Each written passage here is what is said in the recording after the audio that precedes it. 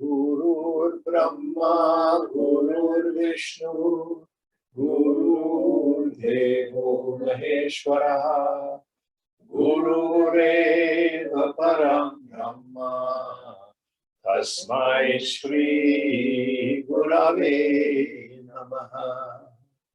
Chinmayam Vyapyat Sarvam Trilokyam Sacharacharam Tatpadam Darshitam Yena Tasmai Shri Gurave Namaha.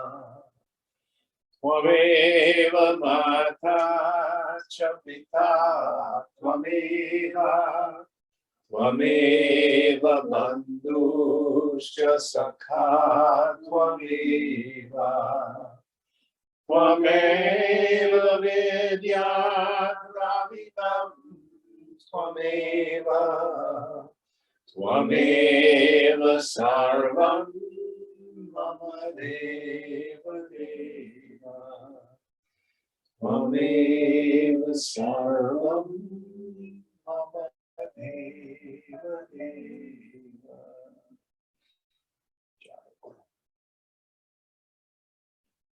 Om Sahana Vavatu Sahanau Bhunaktu Sahaviryam Karavavahai Tejasvinavadhi Kamastu Ma Vidvishavahai. Om Shanti Shanti Shanti.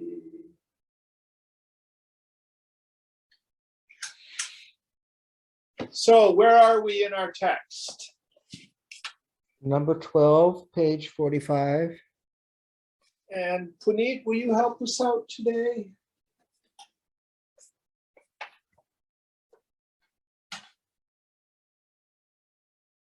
Prithivyam charitam naiva marutena cha vahitam varina pihitam naiva tejo madhye vyavasthitam.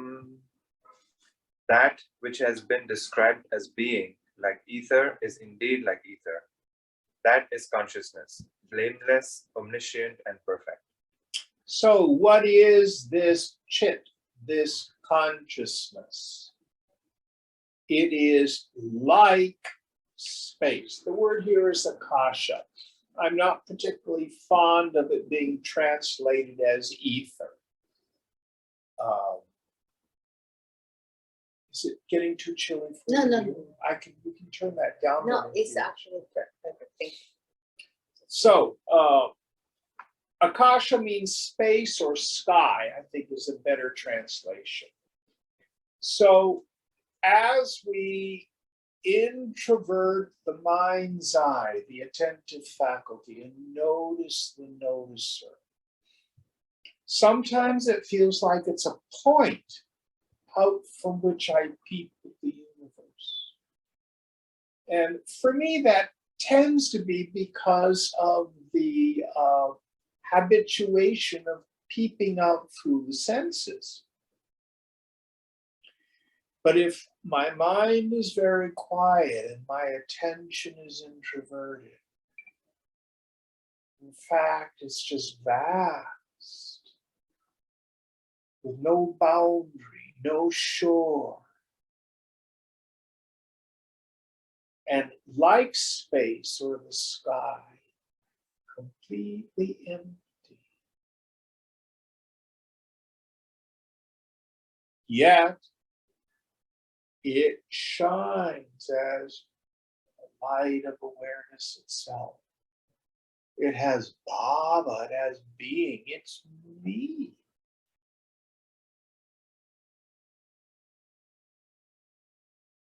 Different, but not different from the ego. When I'm in the ego state, I feel like I am a person. But when I thin the mind and look within, it's still me. That hasn't changed. But the personhood just dissolves away.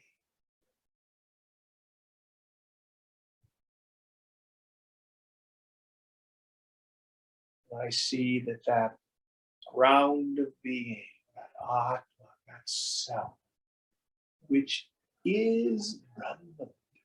When you realize your own self, you realize the self in everyone and everything.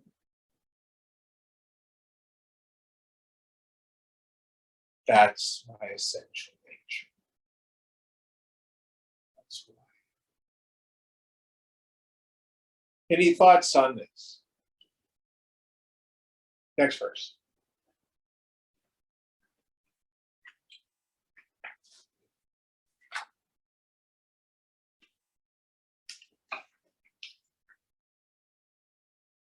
Oh, I think I read the 12th one. Sorry, 13th one instead of the 12th. Well, then let's back up and do the 12. I just read the Sanskrit of the 12th, but I read the Sanskrit of the 13th, but I read the English of the 12th. Sorry. Should I just read the English of the 13th? I don't care. Just we want to do all the verses. It does not move about on the earth or dwell in fire. It is not blown by the wind or covered by water. So this idea, borrowing from the Upanishads, the elements do not touch it. Earth, air, fire, water, space. Swords cannot cut it. Fire cannot burn it. It doesn't move around from wind or anything. The self is in another dimension. Now again, we don't want to just say, oh, that's a comforting idea. Look and see whether or not it's true about you. And why me?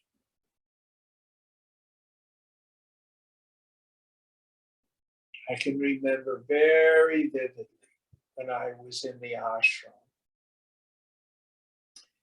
And I was walking down Mason Street, going to do something that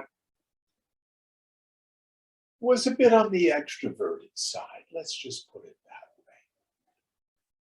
way. And an old teacher of mine, back when I was studying metaphysics, was in town.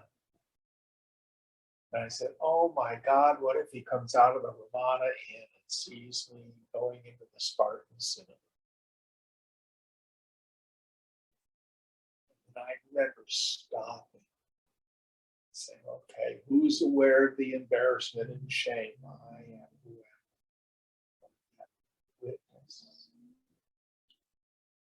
So whatever the body is doing has nothing to do with that witness. It was perhaps the first time that I saw. It was pretty clear I was the witness when I was in meditation and reading scripture. What about when I was in kind of a gnarly place? And it still never touched.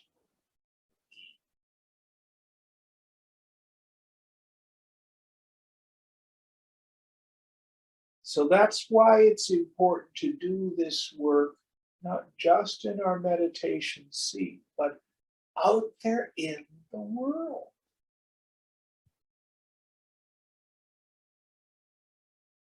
Stay conscious. Keep doing the viveka, the discrimination, and the vairagya. Drop those stupid identifications.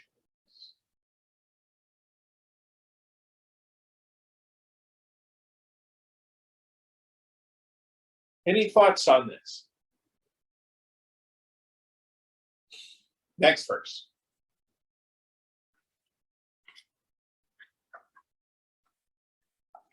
Akasham tena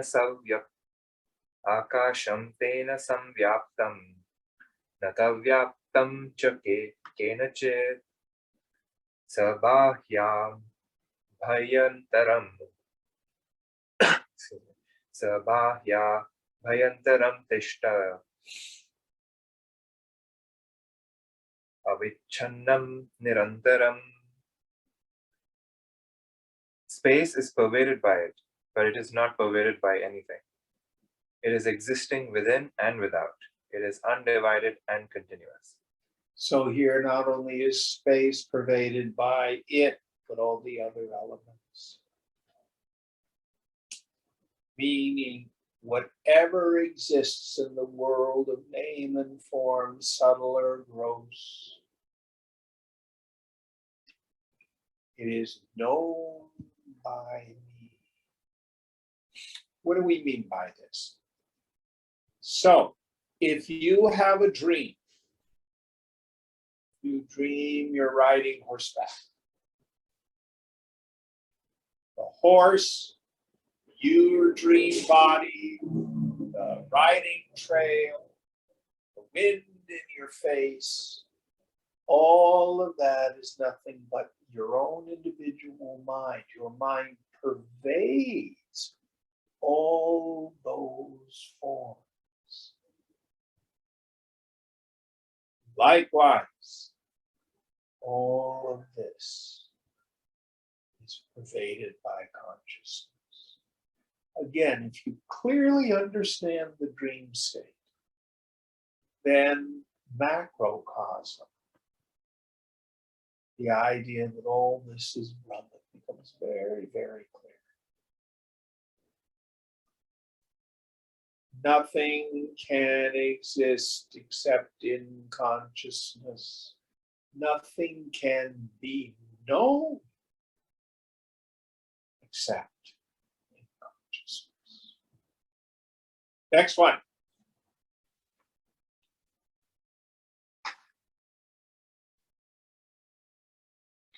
Sukshmatvat adrishyat varni argunat vacha yogi bihi alamba nadi yat proktam kramadalambanam bhavet. One should successively take recourse to the objects of concentration as mentioned by the yogis in accordance with their subtlety, invisibility, and attributelessness. So, what he's referring to here, we don't have one meditation for all yogis, nor does the same yogi use the same meditation all the time. The rule of thumb is the grosser the mind, the more meditative supports we can use. As the mind becomes more subtle, we drop the supports. So right now we're in the midst of Navaratri. Are you in sound doing any puja or anything like that? Yeah, we're lighting a lamp. You're lighting a lamp, yes. So you are having an upasana, a worship of the mother, the goddess, right? Mm-hmm. So that's a very gross form of meditation. Mind you, when I say gross, I don't mean bad. It means it has lots of form to it. You can have subtler forms of upasana. Swamiji talked about when he was a child in his family, they would do puja to Lord Shiva, and they had a murti, an idol of Lord Shiva in the home. And when he was bored and things like that, 5-6-year-old, he would try to memorize the features of the idol and then visualize those. See Lord Shiva intuitively beings practicing dharana, concentration, single pointedness of mind. You may want to start out by chanting the name of the Lord. A whole bunch of us went back in June to hear Krishna Das. Very gross form of meditation. Singing kirtan, call and response. Dancing in the aisles. Or you may just get quieter while you're walking around with a mala.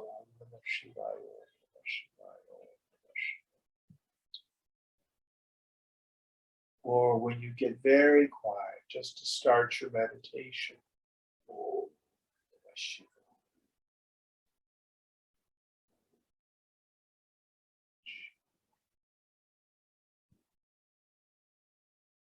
when your mind gets quiet, we drop the meditation. Drop the form. Just abide. All of these various forms of meditation, and many, many, many more, are laid out in the scripture. All the various forms of upasana, worship, meditation with a form, are preparatory till the mind gets quiet and single point. Then self-inquiry becomes efficacious. I'm not the body, not the prana, not the emotion, not the thought. Who am I?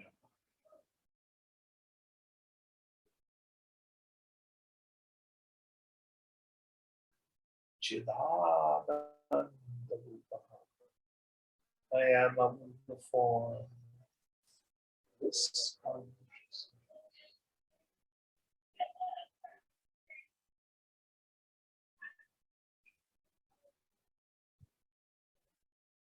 Next verse.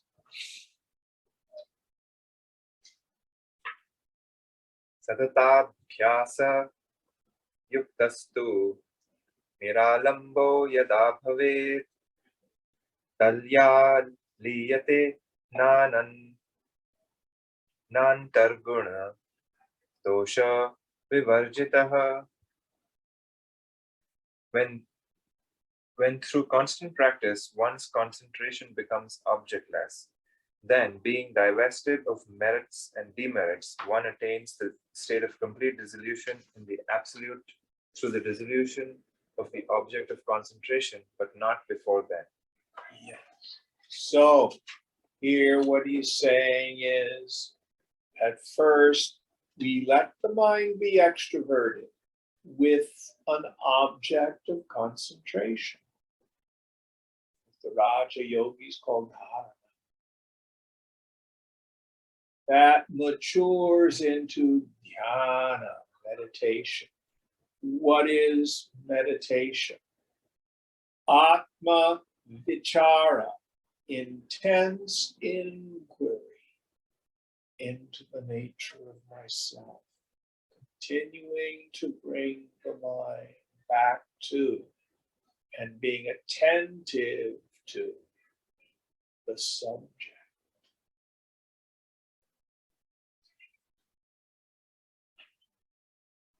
Over and over.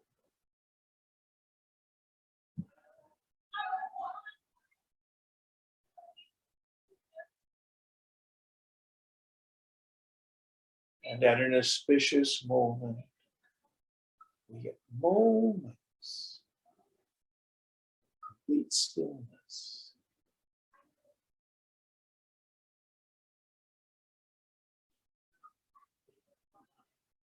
Where the no-thingness of the self becomes clear.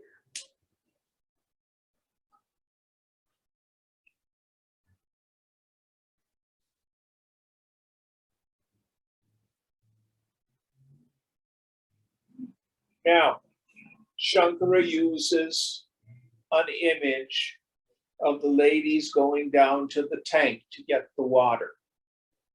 And the tank being, the surface being covered by moss, algae. And the ladies go like that to clear the moss away to get the clear crystal water. And then in time, the algae comes back. That's what happens to you and me at one stage of our practice. We're in class, we're in meditation. Ignorance is temporarily removed.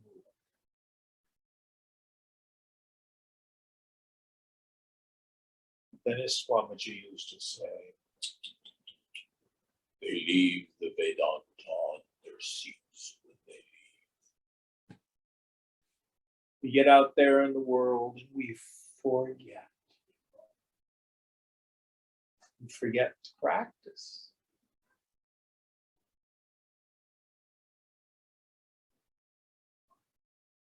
So this meditation and action, while we're moving through the world,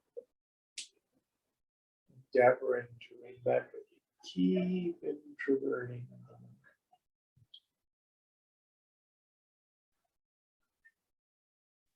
It's a wonderful story of when Ramana Maharshi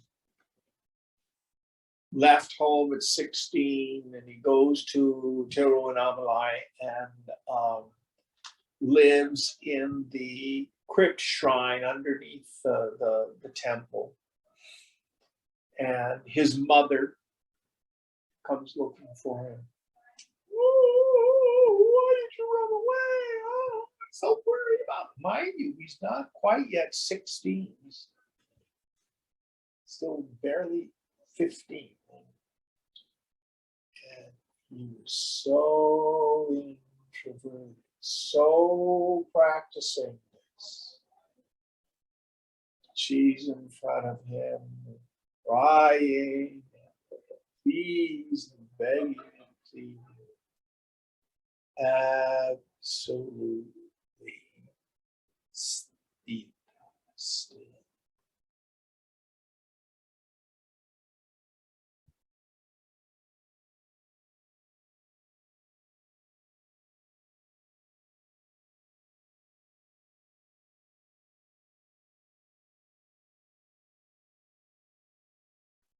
It's why the scriptures say we have to renounce caste, family. So our mothers, our fathers, our wives, our husbands, our children, we do our duty. Keeping the mind samadhishta, kutusta, quality of vision, still, and unmoved.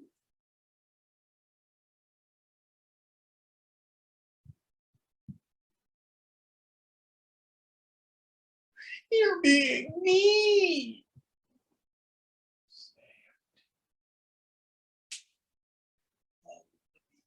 I love you so much. No one's like you. Stay.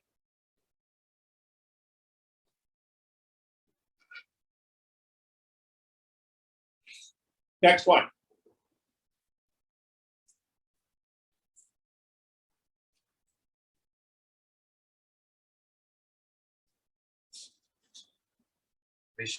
Vishvasya rodasya mohamurcha pradasya cha ekameva vinashaya yamodham sahajamritam. For the destruction of the terrible, poisonous universe which produces the unconsciousness of delusion, there is but one infallible remedy, the nectar of naturalness. So the nectar of naturalness, our natural state, mind being aware of that unsullied nature of I. And the fundamentally illusory nature of name and form.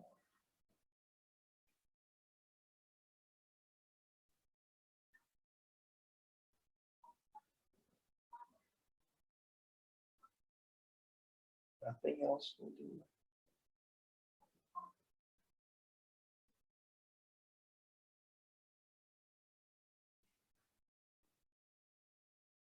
Some of us will do it by bits and pieces, giving up a little bit of this, a little bit of that. Others of us, I'm done. I renounce the world.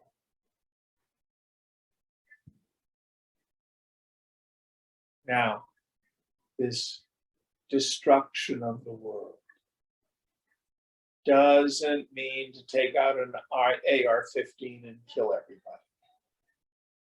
It means I no longer take any of the forms as real.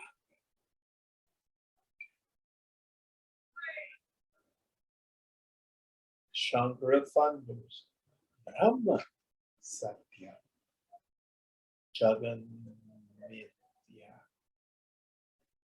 Brahman alone, self alone, is real. Phenomenal world without exception. Objects, emotions, and thoughts. The perceiver, feeler, thinker, entity. Mithya.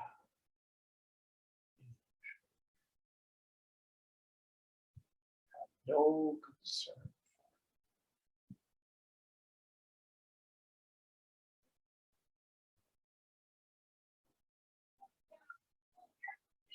Simple. Next one.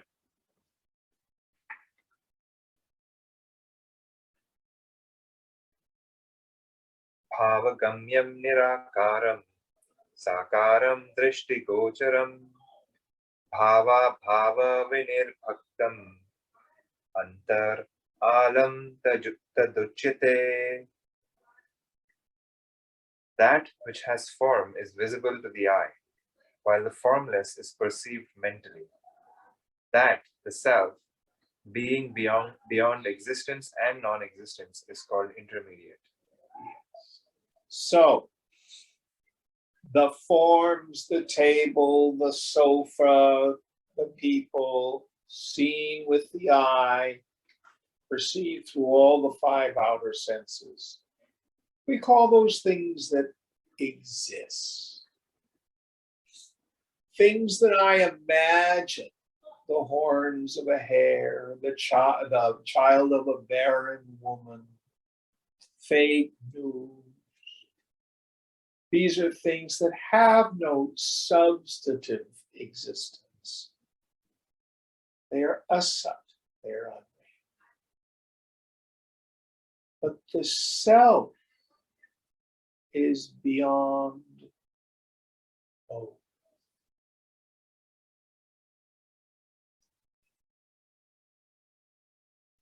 It illumines the world of phenomenal existence. Also illumines the world of imagination. It even illumines the absence of stuff. I do this so many times. Can you see there's a phone in my hand? You know there's a phone in my hand. Can you see there's nothing in my hand? You know the absence of anything.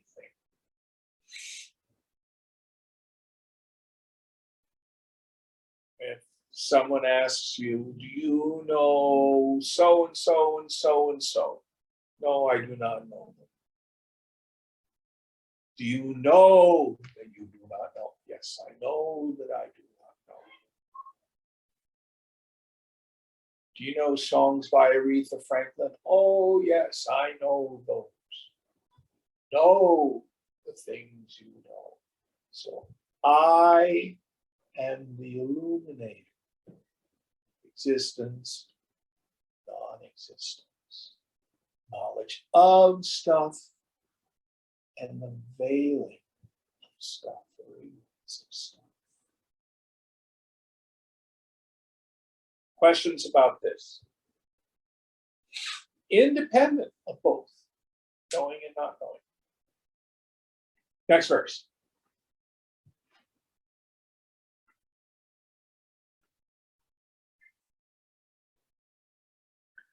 Bahya bhavam bhavet vishvam anta prakritiruchyate antaradantaram yeyam narikela phalam bhuvat.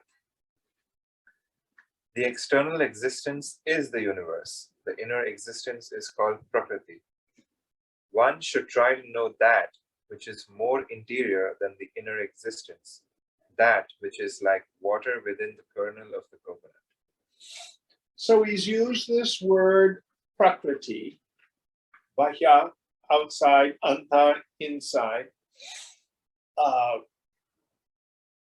So what I perceive through those senses is the phenomenal world.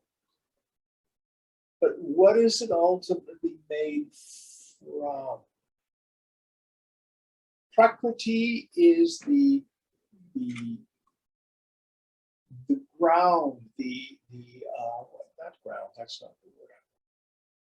It's the stuff of mind out of which all thought is made, and from that all things are made. Another way to look at it, when the mind is folded up in deep sleep, we can call that pure prakriti. That's the mind in its potential or seed form. When I wake up, those seeds sprout. Action, feelings, thoughts, memories, etc. But I am beyond both inner world, even the very mind stuff out of which everything is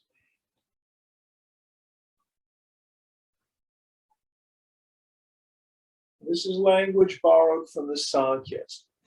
Spirit is Purusha, the material world is Prakriti. It's dualistic.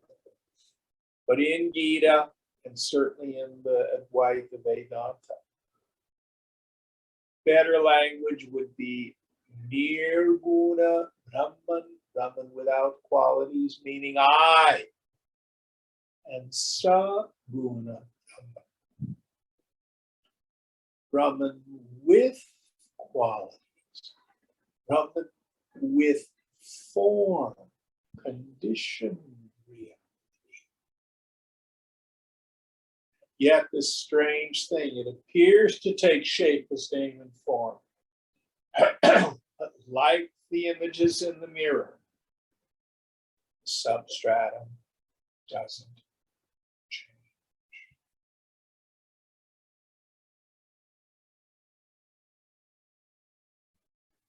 You can visualize a pea, you can visualize a mountain. You don't change into a pea. You don't change into a mountain. But the pea and the mountain are nothing but Prakriti, the fabric of your mind, appearing as those two things.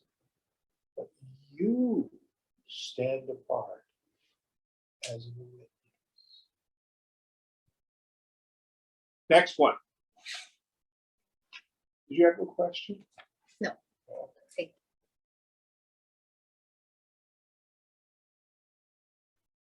Bhranti jnanam sthitam bahyam samyak jnanam cha madhyam Samyak Jnanam cha Madhyagem Madhyan Madhartaram Kyeya Narikela Phalambavet. Illusory knowledge relates to what is outside, correct knowledge to what is inside. Try to know that which is more interior than inside, that which is like water within the kernel of the coconut. Yes. So, the world outside of name and form, that's illusion, that's Bhranti. What is its cause? The world is the mind, and the mind is the world. My deep sanskaras, my deep sankalpa create my experience of the world. That's what's inside. Again, that very vivid example that Ramana Maharshi uses. The self is like the lamp in the movie projector. The mind is like the film with its images on it. The movie on the screen is the world that I see. That's the relationship between the film and the movie. Well, they're basically the same thing. One is exterior, is interior. But if you go to a movie with a child, they see the Little Mermaid. Mommy, is the Little Mermaid real? Children can't discriminate between the images on the movie and relative reality. This world. So too you and I forget. World out there is effect. Mind is cause. Outside inside. What is it that's behind all of it? Who is it who sees the mind, who enlivens the vasanas, and who perceives the world? You are not the film, you are not the movie on the screen, you are the light of the lamp which shines. And whether it's a horror movie or a Disney movie, the lamp is not touched.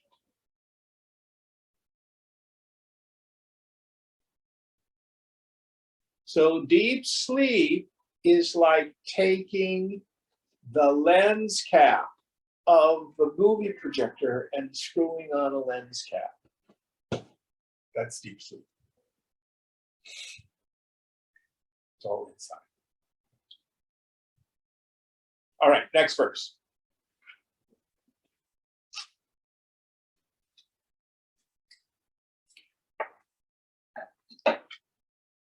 Purnamasyam yatha chandra eka evati nirmalah tena tatsadrisham pashyed dvidha drishtir viparyayah. There is only one very clear moon on full moon night. One should perceive that the self, like the moon, seeing duality is perversion. Yes. So he's alluding to two possible ways of interpreting the delusion. Someone who's cross-eyed sees two wounds. Or more likely, the classic image of half a dozen water jars on a clear moon night, full moon. You look into the jars and you see half a dozen moons. But are they real moons? No. They're Chandra Chaya. They're reflected moons. And the water in the jars is like your mind and my mind. So if I go like this into the water in the jar, oh, you broke the moon. So also you and I tend to be fixated on the Ch.2,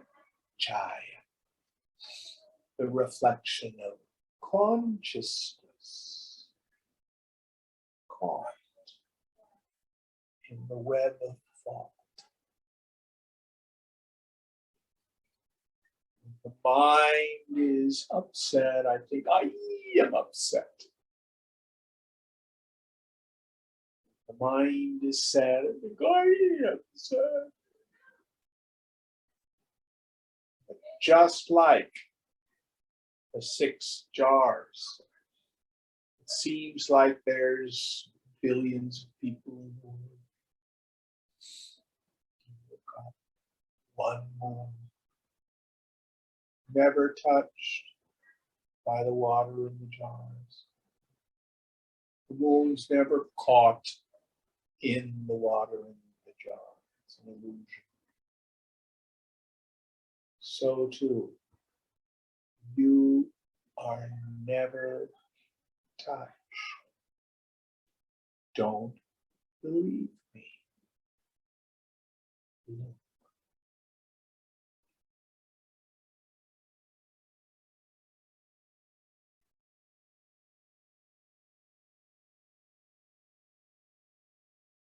Always just a pure consciousness.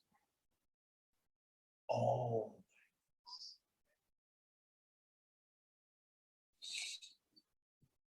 Next verse.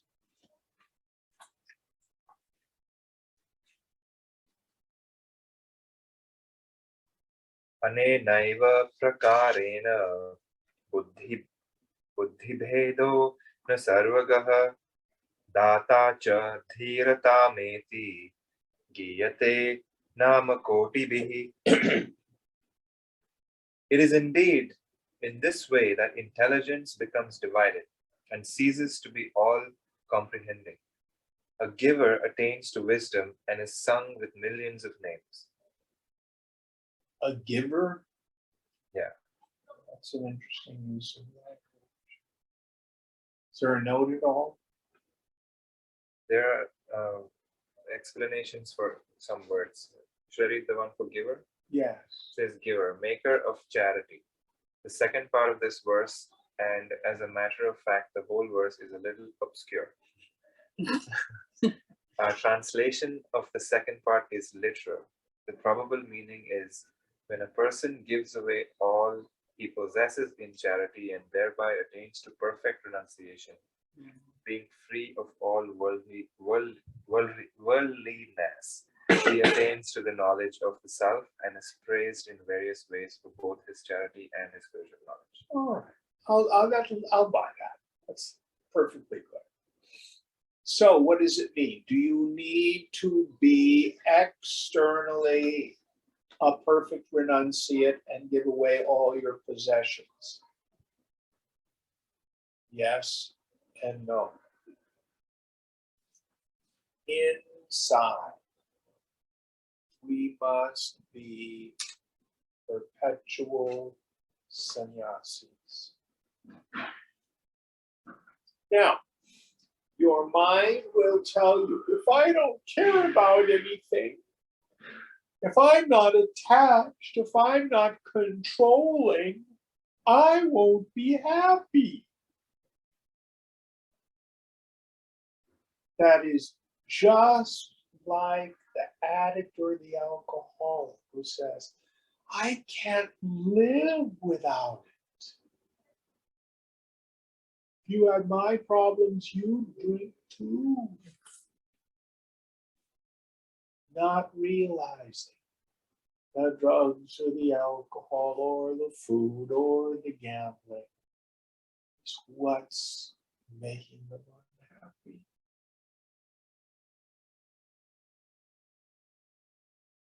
So just try this as an experiment. Pick a day. You can pick Freaky Freedom Friday and give the middle finger to life.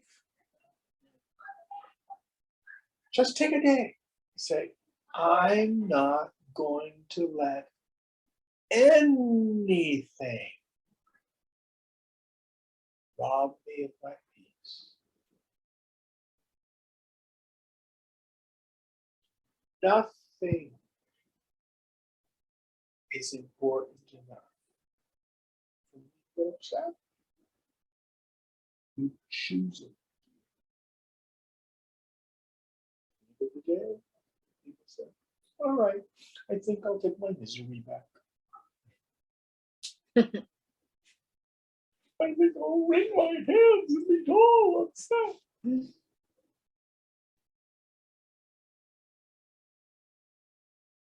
Or for half a day, or for an hour. Try just giving up the world for an hour.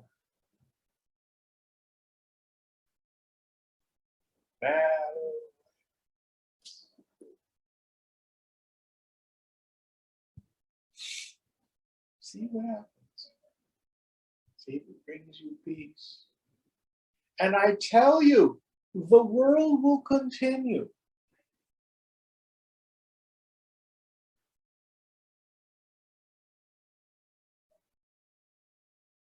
People get along very well without our opinions. Swamiji used to say graveyards are filled with indispensable people. The Queen of England, she was so wonderful. Oh, she was head of state. She did it. She did. England didn't fall into the ocean. You and I, as individuals, are quite unnecessary.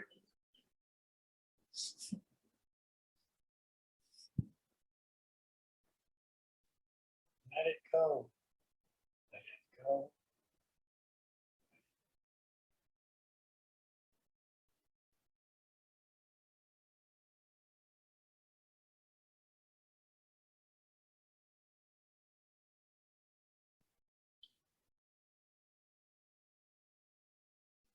Any thoughts on this?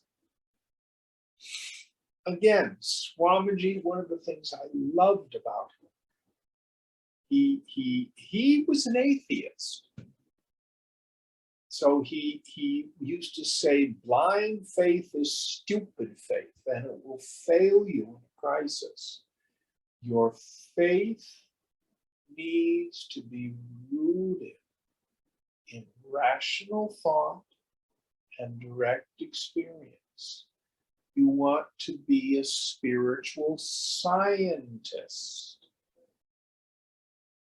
Take these principles as hypotheses. What does a scientist do when they're performing an experiment? They have a hypothesis, and they perform the experiment to prove or disprove the hypothesis. Scripture's saying is, if you give up the world, you will have supreme peace. Yeah, you don't know. I mean, my children, my grandchildren, my job, my husband, my wife, my 401k, Donald Trump. And the scripture is saying, Sarvamaya, Sarvama. It's all Maya.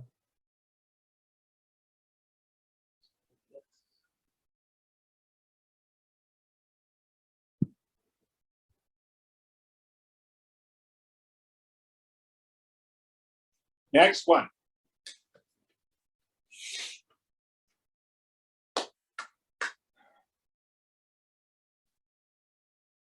Guru prajna prasadena murkho va yadi panditah yastu sambudhyate tattvam virakto bhavasagarat. Whoever, whether he be ignorant or learned, attains to the full awareness of truth through the grace of a teacher's wisdom, becomes detached from the ocean of worldliness. So the guru isn't magical. He's not a wizard. The two images that I like that are frequently used, the guru is a midwife. So you're a mummy. How many kids? 3 you have? 2. 2. Okay. Do you have them at home or in a hospital? Hospital. Okay. So we don't have midwives anymore. But I We have a midwife.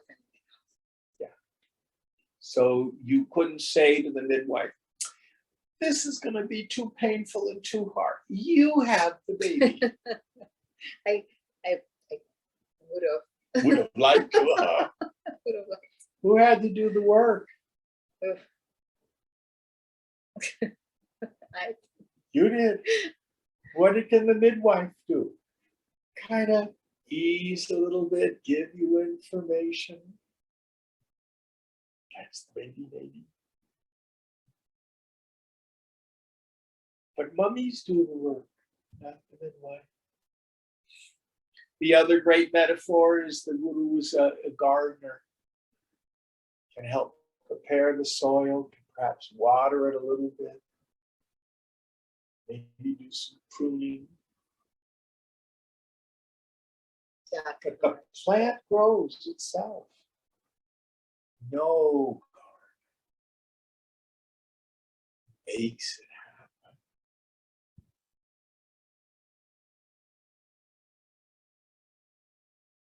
So the grace of the guru. The guru has traveled the path before us. And if they're a Satguru, they are full knowers of the Supreme. They have retired into the Supreme. They've dealt with enough of their personality issues so that it doesn't get in the way of the teaching. And they're Shrotriya.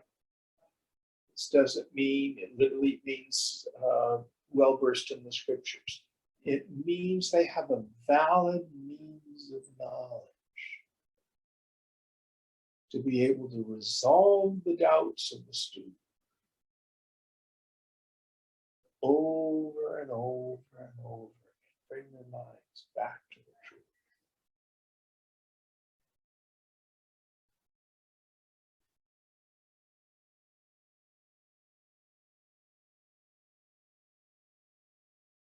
Any thoughts on this? The other thing Swamiji used to say is the guru is a temporary psychological device. A good guru puts himself out of business.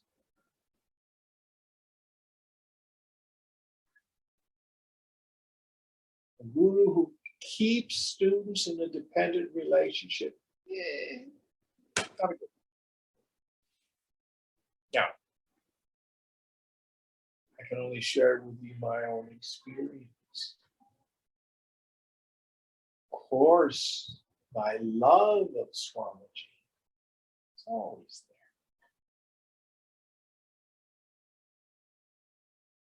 But one reaches a point where you have no need of the guru. You become an Upanishad yourself.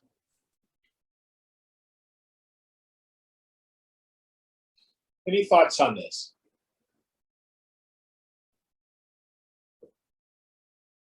Next verse.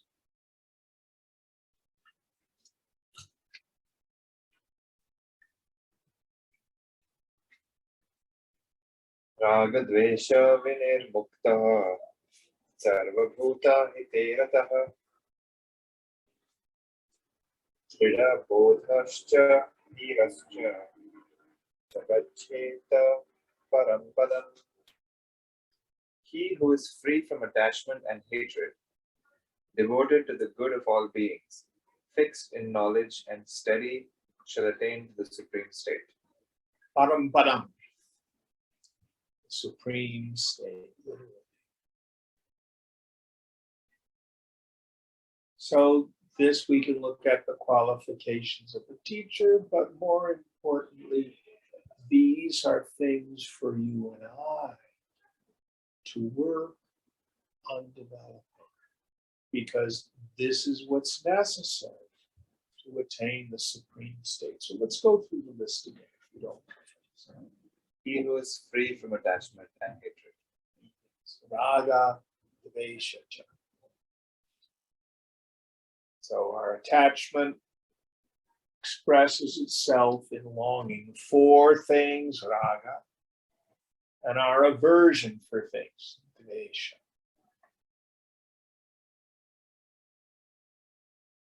Attaining to what Krishna calls in Gita yoga avadhuta, where you are willing for it to be just as it is for the rest of eternity. Given up any idea that you must have anything or anyone, or you must get rid of anything or anyone. I think it was Priya who came up with the idea of perpetual radical acceptance. I love that phrase. Next idea. Devoted to the good of all beings. So, going back to that wonderful slogan, if someone's upsetting us, you spot it, you got it.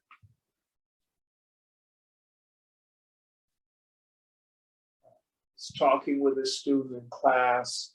What do you do if you've got a narcissistic person that you're dating or getting involved with? I said, well, is this the first narcissist you've gotten involved with? One narcissistic boyfriend, bad luck. 2 narcissistic boyfriends, coincidence. 3 narcissistic boyfriends, guess who's got the problem?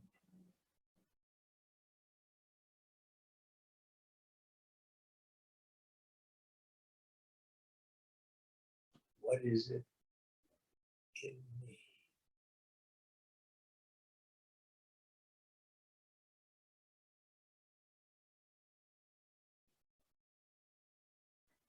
What is it in me that gets fed by this particular klesha, this particular affliction? What's my payoff?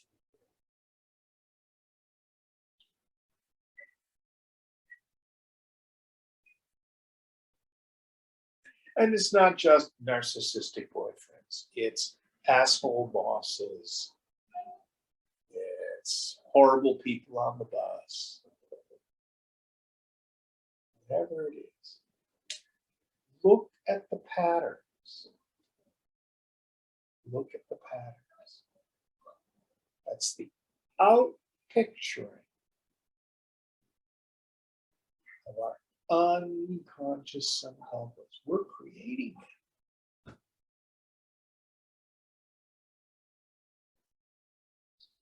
What is it that we need to do? Real simple. Let go and keep our hearts open.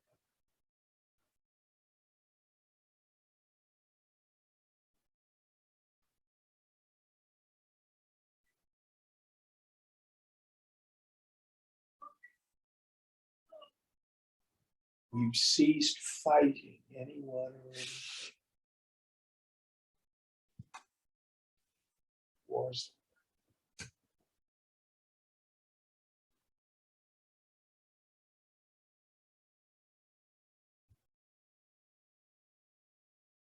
Any thoughts on this?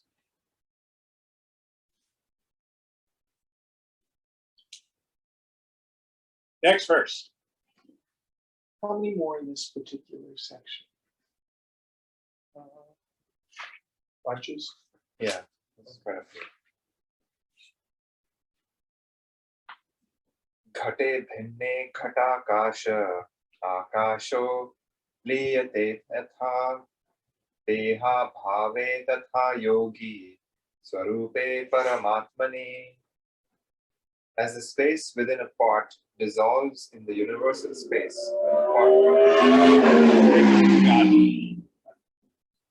Read it again from the start.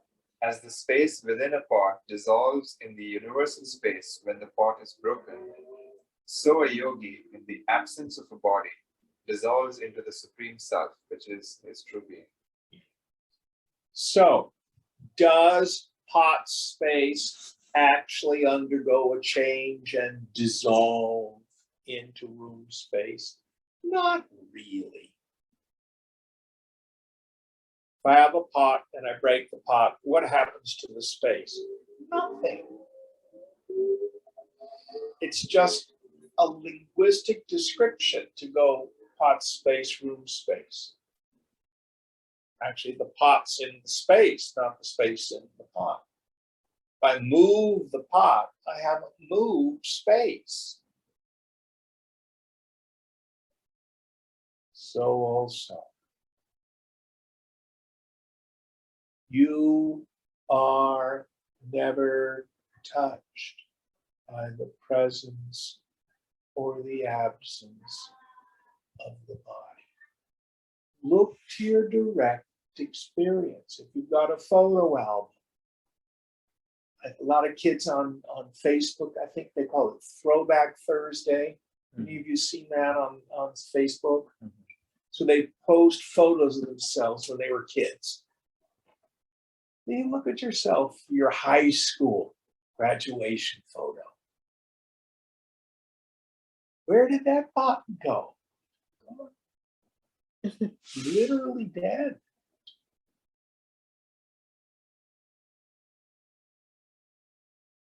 The environment, the people, the friends, the beliefs, all of it gone. But something has stayed the same. That means held together by memory. No. Today's what? The 29th of September. What were you doing on the 29th of September 10 years ago? Do you remember it? We have huge gaps in our memory.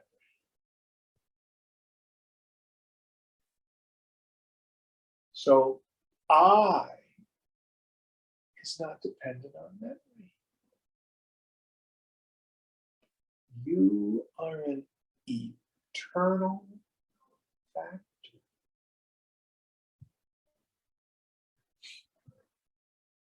So gatha, the word for pot. I always think of there's someone who's carrying this big orange clay pot. Everywhere they go, they sit down at the symphony with a pot. Go to a restaurant, they carry the pot. Why are you carrying a pot? I'm not carrying a pot. I am a pot. Well, you're not a pot. You're carrying a pot. Stop it. Stop it. Stop it. I'm a pot. That's how you and I think. I am my body.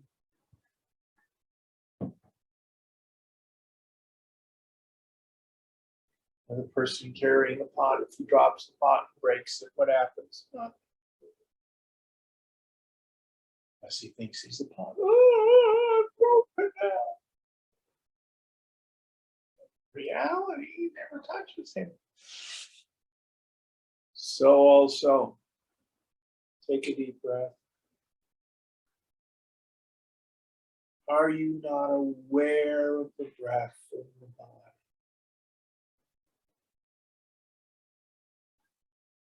you have any aches or pains? Are you not aware of the sensations in the body? You know the body like you know a pot.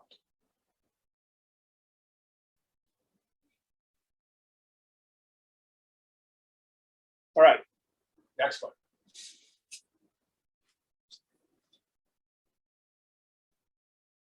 Ukteyam karma yuktanam matiryantepi sagatihi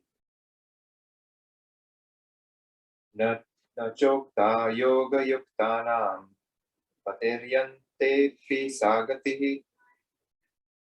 It has been said that the destiny of those devoted to action is the same as their thought at the end.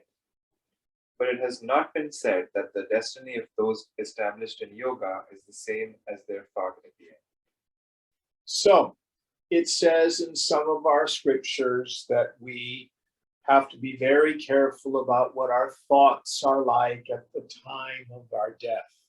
Or they even say, you know, what happens if you're born or if you die in the first 6 months of the year is different than in the second 6 months of the year.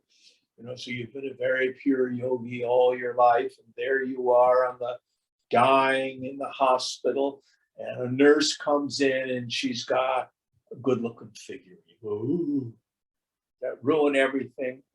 No. Some say, if you believe in this dharma, this will impel you into your next life. Now, there's subtler forms of this. People who have had a near-death experience frequently, out of the body, they're looking down at the body, they see the doctor with the paddles trying to bring them back, start their heart, go down the tunnel, and they're in the presence of the light. And then they have the judgment, but it's not you're bad or you're good. Your whole life flashes before you. And you are shown what's of real value, not your titles, not your money, not your education, but the small acts of kindness that you've done.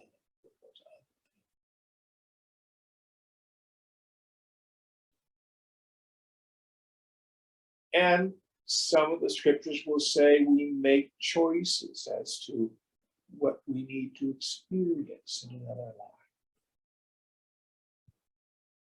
But for the woman or man of knowledge,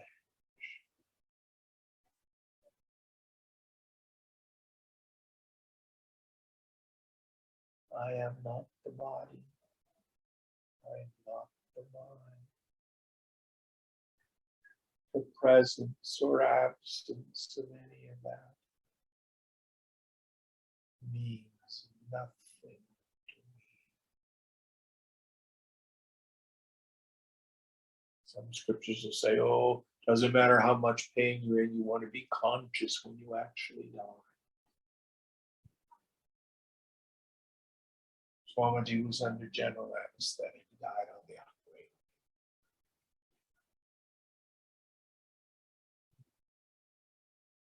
Oh, I need to be near Mother Nanga so I can be cremated right there.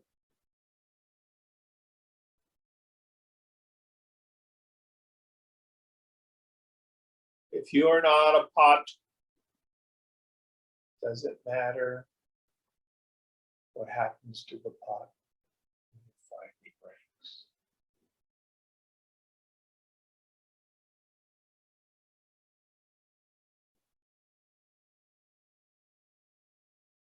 I don't have to be a good. Huh? I don't have to be a good pot. You can't be a good pot, first of all. Someone once called Jesus good. You remember what he answered? My father is good. Call no man good, only the Father in heaven is good. We are all finite equipments by definition. The good is infinite, perfect. A saint is not a goody-goody. I had an old Jesuit as a spiritual director once who said the definition of a saint is someone who loves God heroically. I like that. In the yoga tradition, a saint is somebody who knows they're not a saint, who knows they're not the body, who knows they're not the personality. Don't try to be a saint. Know that you are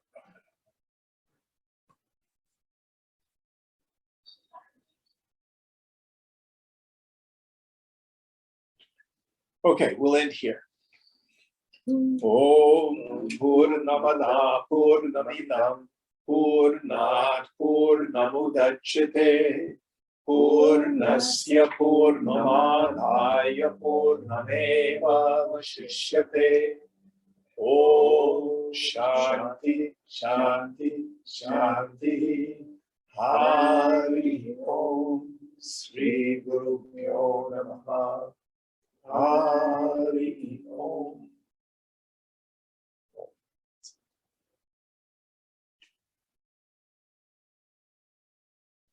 Thank you all.